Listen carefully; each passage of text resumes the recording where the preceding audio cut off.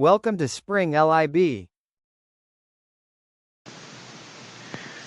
All right, so in this problem, we have a capacitor which is filled in by some materials, and it is connected by another external battery.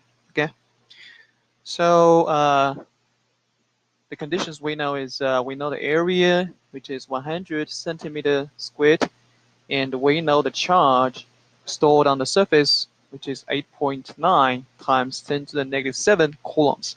And we also know the electric field inside is 1.6 times 10 to the 6 volt per meter. Okay, so for part A, we want to find out the dielectric constant of the material. So to figure this out, we can utilize the definition of the capacitance. So C equal to Q over V, right? And also for the parallel plate capacitor, we have expression for C, which is kappa epsilon naught A over D, right? So in that way, we can basically obtain the expression for kappa. So kappa equal to QD divided by V epsilon naught and times A, right?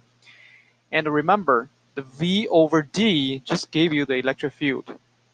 So equal to Q E epsilon naught A, all right? So now come back to the conditions. We already know A, Q, and E. So in this expression, we know all the variables. So the result is 7.2. And for part B, we want to find out Q prime, which is the charge on the surface of the material, not on the plate, okay? Surface of the material. So suppose this is Q, this will be Q primed.